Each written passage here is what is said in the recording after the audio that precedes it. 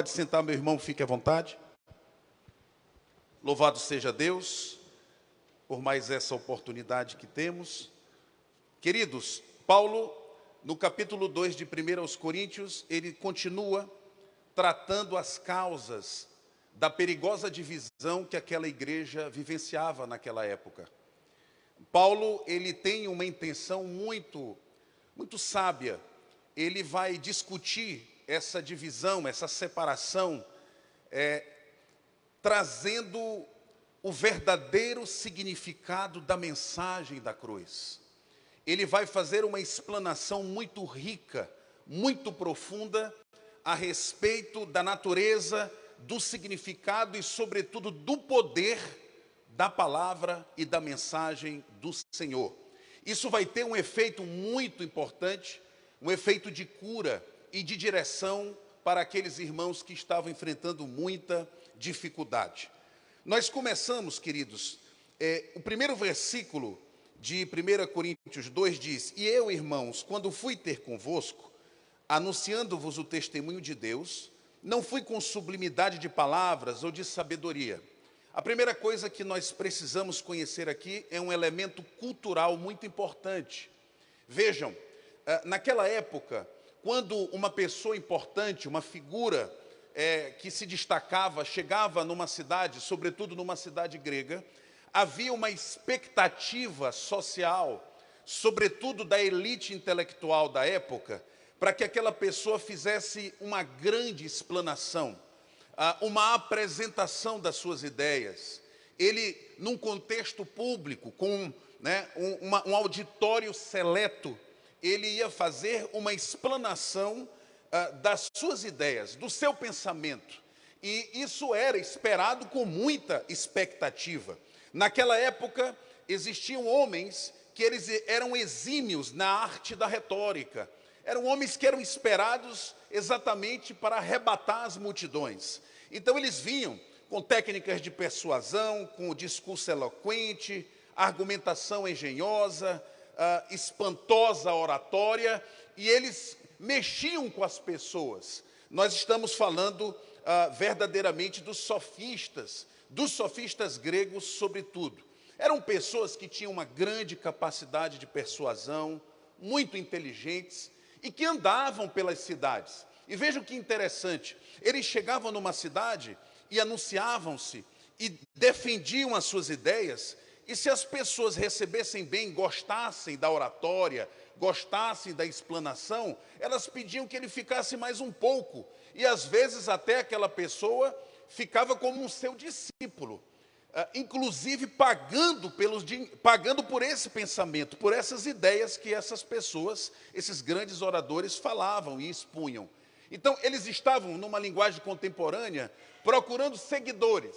Eles estavam à caça de pessoas que gostassem das suas ideias e que verdadeiramente até pagassem, muitas vezes, para que eles expusessem as suas colocações. Os sofistas não tinham uma preocupação com a verdade propriamente.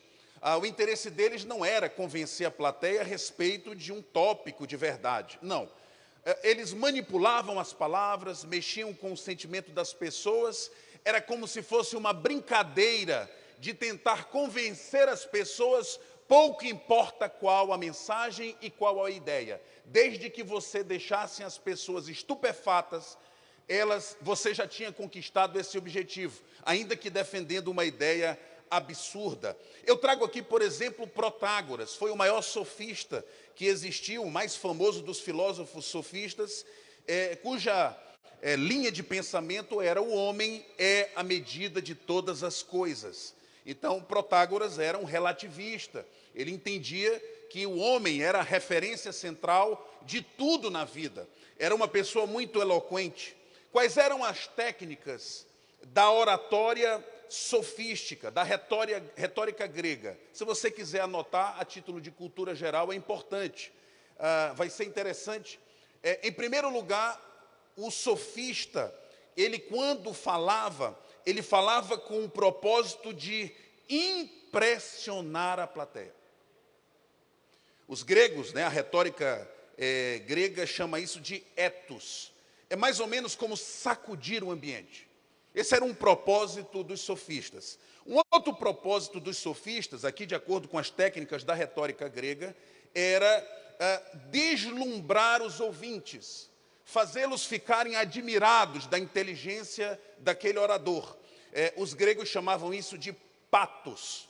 É como se fosse mexer com as emoções, né? Manipular as emoções.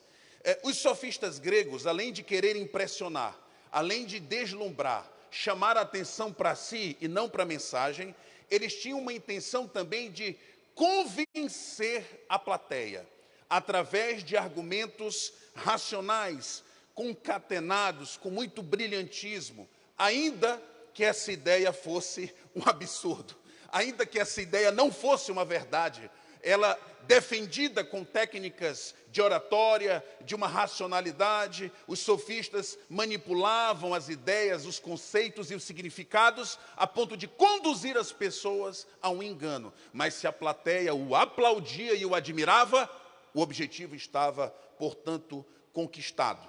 O ethos, o pathos e o logos, ou seja, impressionar, deslumbrar e convencer. Isso era o esperado de qualquer orador que falasse numa cidade grega. É por isso que quando Paulo ele inicia o capítulo 2 de 1 Coríntios, ele vai logo dizendo: eu não venho com a intenção de deslumbrar ninguém. Eu não venho com a intenção de impressionar ninguém. Eu não venho com a intenção de convencer racionalmente ninguém.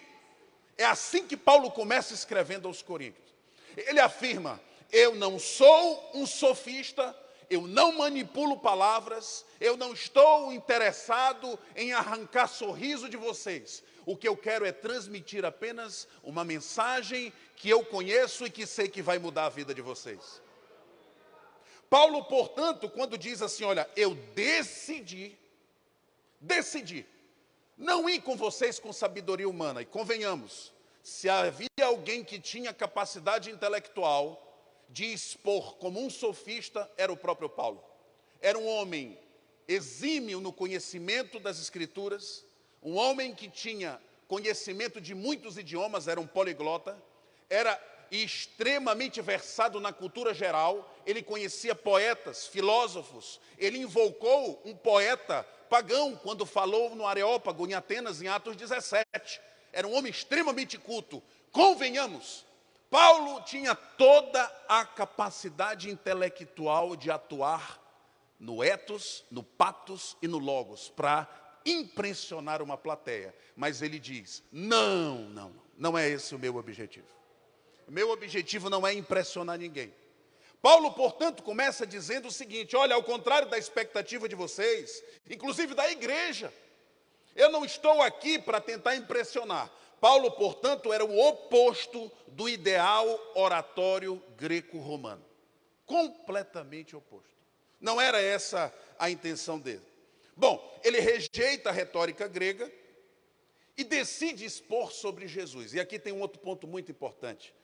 Paulo vai dizer o seguinte, ok, Paulo, você não vai, os irmãos vão dizer, Paulo, você não vai expor sabedoria humana, né? Você não vai trazer técnicas de oratória, você não vai expor através de uma retórica atilada. Não, tudo bem, mas você vai falar de Cristo, mas por favor, fale do Cristo, né, glorioso, do Cristo espetacular, do Cristo vencedor. Aí Paulo de novo vai dizer para eles, não é isso. Paulo, quando vai falar para os coríntios, ele vai dizer assim, não é isso não. Eu não vou expor Jesus como um homem perfeito, não vou expor Jesus como uma referência religiosa, nem como um líder sábio, nem como um comandante militar vitorioso, nem exemplo de espiritualidade, nem um filósofo importante, não! A cidade intelectual, e tinha também uma mensagem espiritual cristã, bastava ele dar ênfase na parte certa, bastava ele dar ênfase cristã na parte que aquele público gostava. Mas Paulo não foi chamado para agradar homens, meus irmãos. Paulo não foi chamado para dar uma mensagem para massagear o ego de ninguém. Paulo estava disposto a cumprir exatamente a vontade de Deus. E a vontade de Deus era que ele pregasse Cristo e o Cristo morto e crucificado. Ele, portanto, tinha que pregar o Cristo que era escândalo para o judeu, loucura para o grego e também para o romano. Era como se Paulo, imaginem Paulo, um homem super culto, se apresentando e se levantando uma plateia da elite intelectual, esperando argumentações maravilhosas. Mas tudo que Paulo decide falar é a respeito de um Jesus que morre numa cruz. Meu irmão, isso era de uma coragem.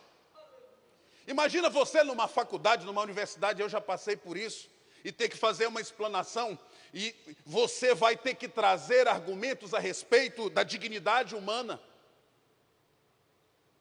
E você ter a coragem, por exemplo, de invocar aquele que nos resguardou a própria legitimidade e existência dessa figura da dignidade, que é Jesus Cristo de Nazaré. Mas aquelas expectativas culturais e universitárias hoje, por exemplo, não estão preparadas e nem querem ouvir disso. Paulo estava diante de uma plateia que não queria ouvir escândalo nenhum, loucura nenhuma, nenhuma insanidade, nem irracionalidade. Eles queriam ouvir coisas grandes, sabedoria humana, articulações verbais pomposas. Não era isso que Paulo iria falar para eles, meus irmãos. Realmente Paulo, ele iria falar do Cristo rasgado, sangrando, do Cristo que você olha para ele e parece que aquilo, como é que isso pode ser o símbolo de uma vitória? Somente os olhos da fé permitem que a gente veja isso. Saibam vocês, meus irmãos, que na cultura da época, a morte de cruz era tão horrenda, tão horripilante, tão grotesca, que era proibido tocar no assunto nas conversas. Quando as pessoas estavam conversando, seja em particular ou em público, não se falava em cruz. Não se falava em cruz, porque é assunto nojento. É como se você estivesse almoçando e fosse falar de assuntos indelicados e inapropriados para quando você está comendo. É como se falasse, epa, para com essa história, não é apropriado para o momento. Era como se no âmbito intelectual, uma explanação de Cristo crucificado fosse até proibido, porque falar de cruz, irmão, era rememorar de algo completamente insano, grotesco, horripilante, mas era exatamente isso que Paulo queria pregar. Era exatamente isso. Paulo, portanto, vai dizer, olha, eu vou pregar Cristo e Cristo crucificado. Eu não vou evitar esse tema. Se nós estivéssemos hoje, meus irmãos, com Paulo vivendo entre nós, permitam-me a reflexão.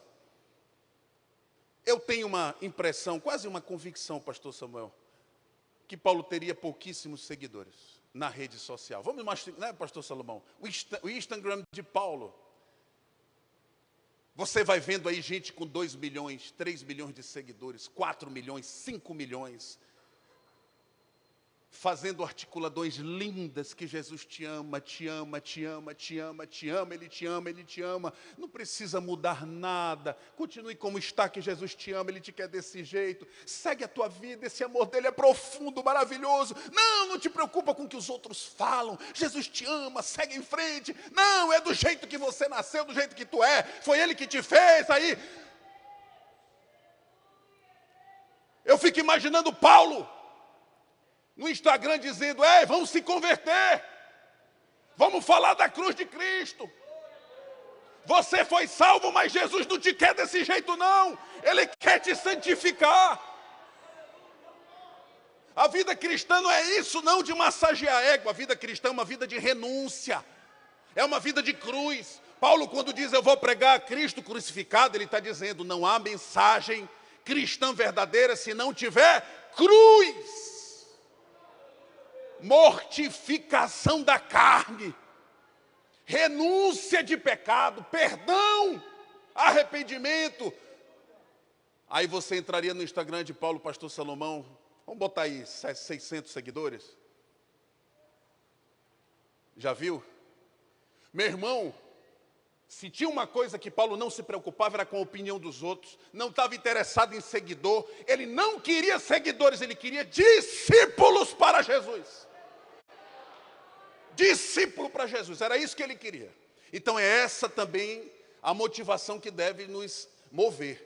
Eu fico triste, meus irmãos, eu já vi isso, eu já tenho muito tempo já de crente. Eu já vi pessoas que pensaram em postar, tinham que postar alguma coisa e não postaram porque tinham medo de perder seguidores. Ainda que com isso ele perdesse a intimidade com o Espírito Santo. Não troque o aplauso dos homens, abrindo mão da santidade, da intimidade com Deus. Não faça isso. Fale o que Jesus mandou tu falar. Xaramassorebe calabás. Agora, irmãos, Paulo vai prosseguir. Essa mensagem, fundamentos da pregação, a gente viu o tema da mensagem é Cristo crucificado. E os fundamentos da pregação, meus irmãos, é uma mensagem cristocêntrica. Não tem pregação que não fala em Jesus, não é uma pregação cristã. Tem que ter Cristo. O Espírito Santo se alegra quando nós conduzimos tudo para exaltar a Jesus. É isso que alegra o Espírito Santo. Quando nós conduzimos a argumentação, quando nós estamos preocupados que as pessoas fiquem impressionadas com a nossa postura, com a nossa gesticulação, com a nossa oratória, está tudo errado. Eu não estou dizendo que você não possa fazer técnicas de oratória, não é isso. Paulo tinha oratória, meu irmão. Paulo sabia como se postar. Paulo sabia como falar. Mas não era esse o propósito da pregação de Paulo. Paulo queria se esconder e mostrar Cristo. Quando o pregador no final aparece mais que Cristo, não valeu. É por isso que às vezes o irmão chega assim, pastor, gostei tanto, que bênção, o senhor é uma bênção. Eu falei, Cristo falou contigo, teu coração aqueceu, pastor. Então está cumprido o propósito. Acabou-se. Agora se chegam assim, pastor, que bênção. Ah, pastor, o senhor é uma... Oh, glória a Deus, meu irmão, teu coração aqueceu, a palavra falou contigo. Leva logo para o caminho certo, porque senão daqui a pouco nós estamos como em Corinto. Eu prefiro o pastor tal, eu prefiro o pastor qual. Não, não é assim. Nós somos aqui só instrumentos de Deus, cada um com seus dons e talentos, mas é Cristo que tem que aparecer. Oh, glória. Aleluia. Paulo também diz que o evangelho é simples, irmão. Um dos elementos, dos fundamentos da pregação é a simplicidade, né? Paulo não foi como filósofo, como orador, ele foi como um testemunha. Ele foi relatar fatos. Olha, Cristo morreu, Cristo ressuscitou. Isso é o que importa, isso é o que basta. Eu vou dizer para vocês aqui, uma vez há muitos anos, eu estive num estado do Brasil, deu a noite, uma pessoa me convidou para ir a um culto numa igreja. E nós fomos a esse culto. Chegamos lá, o pastor iniciou uma mensagem muito bonita. Falou de Sócrates, de Platão, de Aristóteles. Fez uma exposição da filosofia grega sensacional. Deu 30 minutos de pregação e a filosofia grega estava lá no centro. E eu perguntei para ele, quanto tempo ele prega? Ele falou, não, ele já vai encerrar, são 30 minutos. Eu falei, hã? Irmãos, ele encerrou a pregação. Todo mundo levantou, abraçou-se. E no final meu amigo virou para mim e disse assim, tu viste? Nosso pastor é muito culto. Conhece tudo de filosofia grega. Meu irmão, não faça isso. Estude filosofia grega, é importante. Estude o português, técnica de oratória, mas não subamos no púlpito e nem tente falar a mensagem de Deus se você não estiver com fogo dentro do teu coração. Não, meu irmão, não é a filosofia grega que vai nos animar aqui, não. O que nos alimenta é a palavra. O que nos alimenta é a palavra, meu irmão. Que tragédia é alguém subir no púlpito, meu irmão, e pregar uma filosofia. Não, a gente vai pregar é Cristo, e Cristo crucificado. Era macharabassuricanda. Oh, glória. Então a boa pregação é aquela que mexe com o coração das pessoas, não é que manipula sentimento, não. Nós não estamos para manipular sentimento de ninguém. Nós não estamos aqui para convencer ninguém. Não fique preocupado se vem gente aqui, não vem na frente, e vê uma movimentação. Eu já contei para os irmãos um testemunho. Há muitos anos eu preguei em Marabá, num grande culto. E eu falei, Senhor, eu quero ver tantas pessoas na frente, aquela coisa, eu quero ver o teu mover. Resumindo a história, eu preguei, esperneei, gritei, glória a Deus e aleluia, a igreja.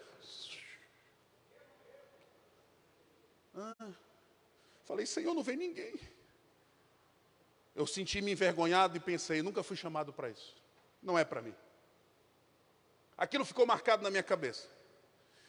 10 anos depois, mais ou menos, voltei a Marabá, preguei num domingo numa igreja, na Cidade Nova.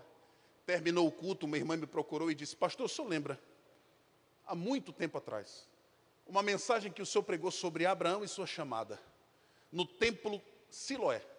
O senhor lembra? Falei, lembro. Foi o fatídico dia que eu comecei a pensar que talvez não tinha sido chamado para o ministério. Deixa eu lhe dizer uma coisa. Naquele dia, eu falei para Deus, eu vou para este culto. E se o Senhor não falar comigo, eu vou tirar minha vida nesta noite. E ela disse que veio ao culto, e quando ela entrou, eu estava ministrando. E quando eu termino a ministração, ela disse que é tomada pelo Espírito do Senhor, o Senhor fala com ela, renova a espiritualidade dela, renova o seu coração, mas ela disse que não veio à frente. Mas ela veio naquele dia me dizer que aquela ministração o Senhor usou para mudar a vida dela. E foi aí que o Espírito Santo falou para mim, está vendo, Ney? Não espera movimentações físicas. Esse negócio de movimentação é o meu espírito que convence, não é você. Nós só temos é que pregar, que anunciar, que jogar a rede. Quem convence não é o homem, é o Espírito Santo de Deus. Às vezes o que aconteceu, o pastor Felipe pregou, o pastor Samuel pregou, outro pregou, aquilo vai enchendo, e eu venho aqui e só faço bater o pênalti e o gol. Aí eu chamo aqui, que glória. Mas é um trabalho coletivo, na obra de Deus não tem isso de personalismo não, irmão. Não tem de Apolo, nem de Cefas, não tem. Não tem de Paulo, é só Jesus, só Jesus, só Jesus. Aramachurianda labás. Aí nós vamos, irmãos, aqui para a mensagem reveladora, a verdadeira sabedoria, o segredo de tudo. O verso 6, se puder ler, por gentileza, o verso 6 do capítulo 2. Cadê o nosso irmão? Entretanto, expõe-nos sabedoria entre os experimentados, não porém a sabedoria deste século, nem a dos poderosos dessa época, mas que se reduzem a nada. Paulo não despreza a sabedoria. Guarde isso. Paulo não está dizendo que não é importante sabedoria. O que Paulo está dizendo aos coríntios é que há uma verdadeira sabedoria. A sabedoria que vem do alto. Esta é a verdadeira sabedoria. Ele está dizendo o seguinte, olha, por mais que pareça loucura, por mais que pareça insanidade a cruz, por mais que a cruz ela se assemelhe a uma coisa completamente irracional, Paulo vai soltar uma pérola. Ele vai dizer assim, saibam vocês que todos os profundos segredos da morte, da beleza, da justiça, da vida como um todo, o segredo está em Jesus morrendo na cruz. Vocês podem nem compreender, achar insano, achar que isso é uma baboseira, uma fanfarrice, mas eu quero dizer para vocês, nesta simplicidade, nessa terrível cruz, e um homem pendurado nesse madeiro, está a chave de compreensão de todos os mistérios da vida. É por isso que Paulo, depois falando aos Colossenses, no capítulo 2, ele vai dizer que todas as profundezas do conhecimento e da sabedoria estão ocultos em Cristo. Então ele está dizendo para os irmãos lá de Corinto, irmãos, vocês estão procurando filosofia, sabedoria humana, vocês não sabem que no próprio Cristo e na simplicidade da cruz já tem toda a sabedoria que vocês procuram. O Evangelho, eu lembro agora que a filosofia já tenta ocupar, meus irmãos, o espaço da religião, tá? Porque a filosofia percebe que o homem tem esse sentido, essa necessidade de cumprir um propósito que lhe é transcendente, propósito de vida, ele tem um vazio no coração. Mas como não se aceita no mundo secular que vivemos a religião, a filosofia começou a dar passos para cobrir a religião. Vou lhe citar um filósofo contemporâneo, Luc Ferry. Luc Ferry é um filósofo francês contemporâneo, já foi ministro da Educação na França, e que ele defende uma filosofia chamada espiritualidade laica. Ele diz o seguinte: o homem tem um vazio no seu coração. Nós já sabemos que Deus não existe, a religião não pode suprir isso. Quem vai suprir é a filosofia. Ele já defende abertamente isso. Só que Paulo, se estivesse aqui, e o Espírito do Senhor está aqui falando através de mim, vai dizer o seguinte: não. O coração do homem não precisa de filosofia. O coração do homem precisa de cruz. É de cruz. O coração do homem precisa de transformação pelo poder do Evangelho. É isso que o homem precisa. Por isso que Agostinho disse: olha, o meu coração está inquieto. Ele só se acomoda quando encontra Deus. Não, meu irmão, a cruz nunca vai ser substituída por filosofia humana. E ele vai dizer isso. A sabedoria no próprio judaísmo sempre foi, na eternidade, antes da criação, né? Se puder colocar aqui na tela Efésios 1:4, por gentileza, rapidinho, Efésios 1:4, só para mostrar como a sabedoria, né, como o plano é muito anterior ao que pensamos. Olha, assim como nos escolheu nele antes da fundação do mundo, para sermos santos e irrepreensíveis perante ele em amor. Ou seja, esse é um plano, né, essa mensagem revelada, que é o tópico 2 aqui, é uma mensagem, esse plano de Deus, irmãos, não foi um plano B. O plano de Deus de redenção de Cristo na cruz não foi um plano que Deus montou em cima da hora, porque o homem caiu. Não, isso tudo já estava lá na mente de Deus desde o início. Você quer um outro versículo? Bote, por favor, Apocalipse 13:8. Apocalipse 13:8. A nossa salvação. Deus ensina a concepção quando na mente de Deus já existia o sacrifício de Cristo. Olha o que diz: adorá-lo-ão todos os que habitam sobre a terra, aqueles cujos nomes não foram escritos no livro da vida do Cordeiro, que foi morto desde a fundação do mundo. Irmão, você consegue pegar? Aqui Paulo, quando fala essas coisas, viram que lá no versículo 6, deixa eu ver aqui, ó. Todavia falamos sabedoria aos experimentados. No grego é teleioi, é maduros, espirituais. Agora ele está falando coisa profunda, tá? Se você ainda está criancinha, segura um pouquinho. Aqui é coisa para maduro, para espiritual, gente que já saiu da casca da Bíblia. Ele está dizendo o seguinte: olha, meu irmão, você está pensando que Cristo morreu na cruz do Calvário? No coração de Deus, o amor dele é puramente sacrificial. Em si a natureza dele já é de entrega. O amor de Deus já é assim, de se doar, de se entregar. E quando ele fez o mundo, lá na fundação, Cristo no coração dele já tinha morrido por nós. Você diz assim: pastor, não inventa história. O pastor Samuel está ali observando aqui. Meu irmão, foi assim com Abraão e Isaac. Né? Pegou o filho dele e disse assim: olha, vai sacrificar o teu filho. O que ele fez? Ele levantou o cutelo. Você pensa que a obediência precisa ele matar o filho? Não. Deus olhou para o coração dele e viu que ele já tinha sacrificado o filho. Você está entendendo a profundidade do negócio? Quando ele levou a faca para matar, ele só ia materializar o que no coração dele ele já tinha decidido. Você está entendendo? Por isso que ele diz: para, não precisa não. Tu já sacrificaste. Tu já sacrificaste no teu coração. Eu já vi o sacrifício feito. Oh, insondáveis riquezas do Senhor, quantos podem glorificar? O segredo está sempre no coração, meu irmão. É por isso que Jesus vem dizendo assim: ó, você pensa que você vai pecar quando você deitar com outra mulher? Não. Eu já estou olhando antes, é no coração. É lá que a gente peca. A queda é outra coisa. O pastor Christian falou muito bem disso no evento que tivemos. A queda é outra coisa. O pecado já aconteceu dentro do coração. Então, irmão, é isso. Essa sabedoria é revelada. Teve um momento, ela ficou oculta.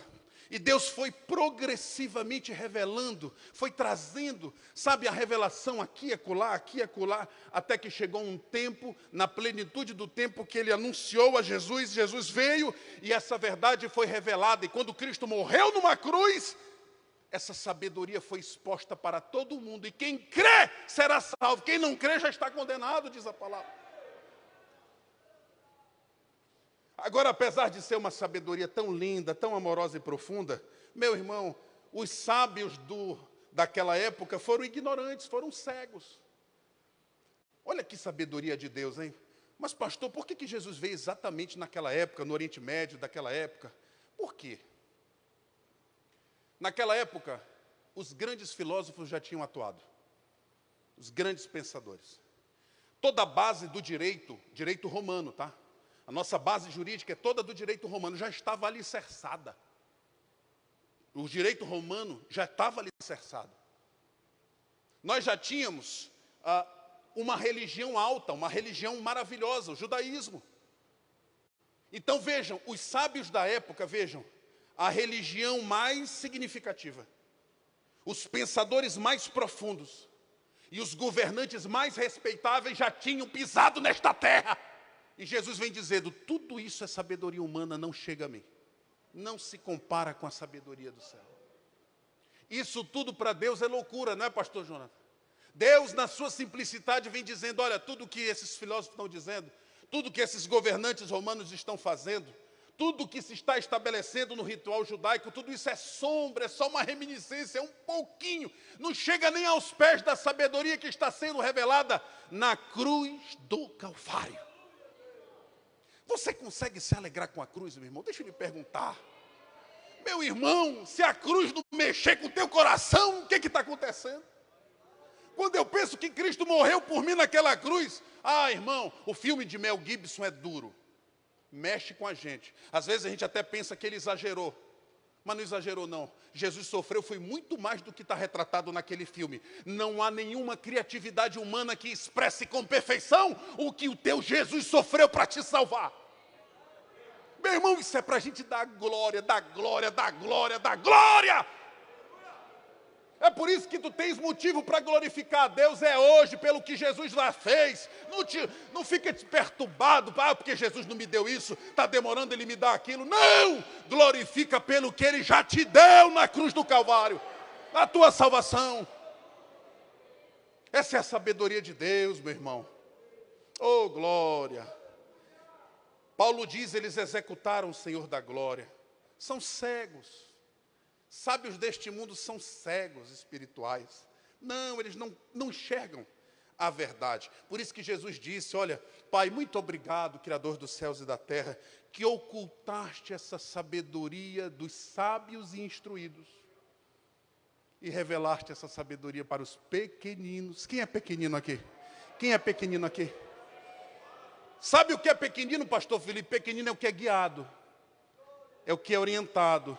Ou seja, revelou para os que são guiados pelo Espírito Santo de Deus. Tu é guiado pelo Espírito, dirigido pelo Espírito, é um pequenino do Senhor. E Deus revela para ti. Deixa eu dizer uma coisa, isso não tem nada a ver com a tua instrução formal. Não. Você pode ser analfabeto, semi-analfabeto, analfabeto funcional. Você pode ter nível superior, pode ter doutorado. Tu não vais entender nada das coisas de Deus se o Espírito não estiver no teu coração. A tua inteligência e sabedoria que tu aprendeste na universidade não tem nada a ver com a simplicidade e o poder do Evangelho. É outra coisa. É por isso que eu conheço gente que nunca estudou, mas vai conversar com ele, vai orar com ele, vai ouvir o que ele tem para falar de Cristo. Meu irmão, é poder de Deus. Glória a Deus por isso. Glória a Deus, glória a Deus, glória a Deus. Ele não faz acepção de pessoa. Os gregos queriam os intelectuais, os romanos queriam os fortes. Os judeus queriam os que seguissem a lei. Jesus disse, não, é para todo mundo. Calma, é só crer na loucura do Evangelho. Oh, Paulo é maravilhoso. Oh, que mensagem linda essa de Paulo. Aleluia. E vamos para a terceira, que nós vamos cear. O terceiro tópico, a mensagem espiritual. O Espírito revela. O Espírito revela. Né? Você vai ver como Paulo... Olha que coisa, segura essa pérola, meu irmão. Segura essa pérola. Oh, glória. Quando você lê 1 Coríntios capítulo 2, você vai ver que primeiro Paulo, ele vai falar desse plano de Jesus, Cristo crucificado, ou seja, cruz, Jesus. Depois ele vai falar do plano de Deus já montado desde a eternidade, o Pai. E agora ele vai falar do Filho, do Espírito, vai falar do Espírito Santo. Vocês viram como ele expõe? A nossa salvação é um trabalho dos três, do Pai, do Filho e do Espírito Santo. Pai pensou, criou o plano, o Filho executou, e agora é o Espírito Santo que vai trabalhar no nosso coração. Então Paulo vai falar assim: ei, agora eu vou falar do Espírito Santo. E o Espírito Santo é quem revela as profundidades, as profundezas de Deus. Esse Espírito Santo que habita em nós é o agente da verdadeira sabedoria. E ele diz o seguinte, olha, lembra daquela passagem maravilhosa, eu já estou partindo para o fim? Nenhum olho viu, nenhum ouvido ouviu, nem subiu ao coração do homem o que Deus preparou para os que o amam. Então segura aí. O que Paulo está dizendo é o seguinte, olha, nenhuma construção humana alcança o coração de Deus. Nenhuma. A mais sofisticadas das elucubrações filosóficas não toca o coração de Deus. A gente só toca o coração de Deus quando o próprio Deus nos guia até o coração dele. Você entendeu, meu irmão? A carne não gera o espírito, é o espírito que gera o espírito. Então, Paulo está dizendo o seguinte, olha, não é pela sabedoria humana, não vamos chegar. Aí ele diz o seguinte, muitas pessoas pensam que o que Deus vai revelar para quem ama a Ele são coisas para o futuro, lá no céu. Não, também é, mas é também para agora, porque lá no verso 10 diz assim, mas Deus já revelou, não é revelará. Preste atenção. Essas coisas profundas e misteriosas que estão orbitando no coração de Deus e que só o Espírito Santo nos revela, sabedoria humana não alcança, não é uma coisa que Deus vai revelar lá na frente. Paulo diz que já foi revelado, já revelou. Já é para a gente agora, irmão, é para a tua vida agora, neste momento. Você quer viver a sabedoria, você quer viver o extraordinário, as profundidades de Deus? Mergulha no coração de Deus, busca o Senhor, anunciar-te-ei coisas grandes e ocultas que não sabes, assim diz o Senhor. É para agora, irmão. Sabedoria de Deus é para hoje, é para este momento, é para esse teu problema que tu estás vivendo hoje. Aleluia. O Espírito Santo, penúltimo tópico, o Espírito Santo ensina, ele sonda Deus. O Espírito Santo sonda as profundezas de Deus. Eu não sei o que passa no coração das pessoas. O coração do meu irmão e da minha irmã, só quem sabe o que passa é o próprio Espírito dele. O que passa no coração de Deus, só quem sabe é o Espírito de Deus. Então, Paulo diz que o Espírito sonda o coração de Deus e sonda o nosso. E faz uma conexão entre os dois. Você está me entendendo, irmão? É uma conexão, e o meu espírito com o Espírito de Deus permite que Deus comece a revelar os desejos dele para a minha vida. O plano de Deus para a minha vida.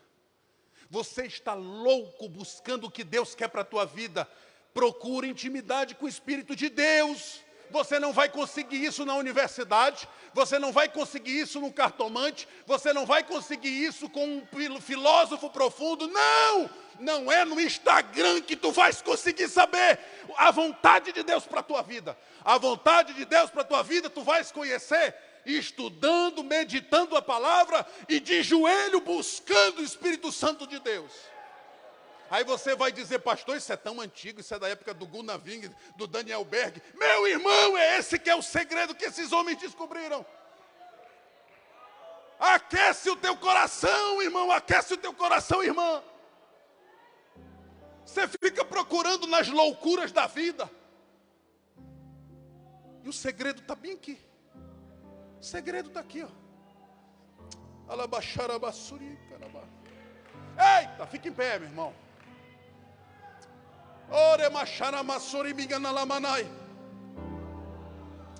Sabedoria de Deus.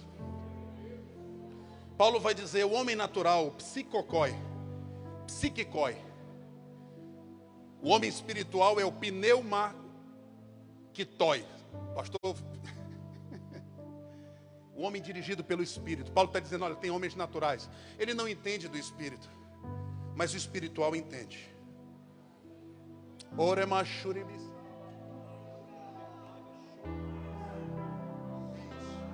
É isso que Deus tem para ti hoje. Os irmãos de Corinto queriam um evangelho híbrido. Eles queriam um evangelho com filosofia. Tem hoje irmão que quer misturar evangelho com política. Tem hoje irmão que quer misturar evangelho com pragmatismo, com materialismo. Tem hoje gente que procura o evangelho mais isso, mais aquilo. Não! Nós queremos o evangelho puro e simples. Cristo crucificado é o suficiente para a nossa vida.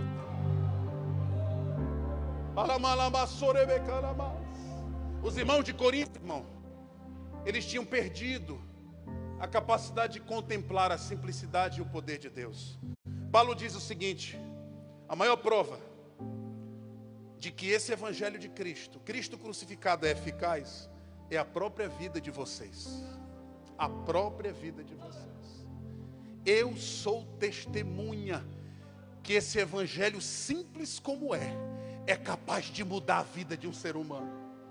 Quantos são testemunhas aqui do poder desse evangelho? Ele te tirou das drogas, te tirou da prostituição, te tirou da mentira, do engodo, te tirou da idolatria, te tirou da homossexualidade, te tirou das trágicas quedas dessa vida. É porque esse evangelho tem poder na tua vida e tem poder na nossa vida.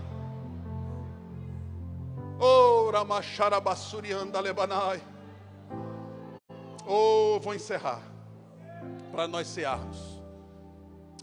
Senhor, vamos orar, curvar nossa cabeça. Senhor, queremos te agradecer, Pai.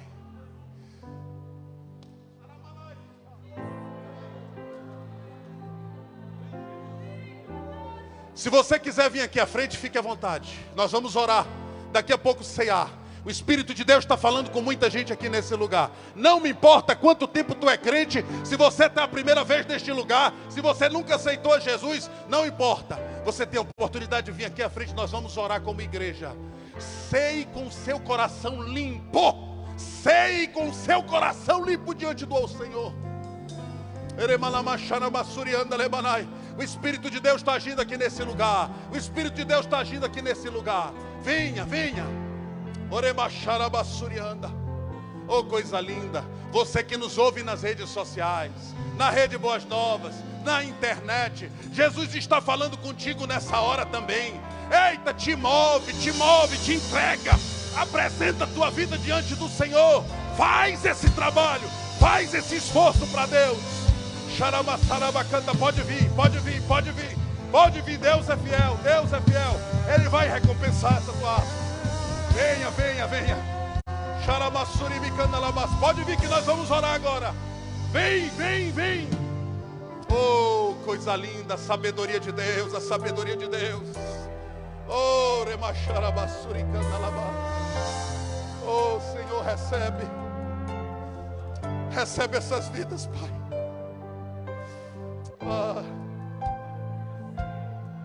Pode vir, querido. Pode vir, querido. Estende a tua mão para cá, igreja. Senhor, queremos te agradecer pela tua mensagem, a tua palavra, que é sabedoria para os nossos corações. Que possamos contemplar essa sabedoria com toda a intensidade da nossa fé. Essas pessoas que agora, Senhor Deus, vêm até a Ti com as suas angústias e temores, clamando por uma renovação, por salvação das suas almas. Pai, em nome de Jesus, que os seus nomes sejam escritos no livro da vida, que possam ser confirmados, ratificados na tua presença, Senhor. Dirige-os pelo teu Espírito Santo. E todos nós que estamos aqui, Pai, que possamos aprender a contemplar a glória, a simplicidade e o poder desse Evangelho, que é poderoso para mudar as nossas vidas. Obrigado, Senhor. Continua conosco. É o que nós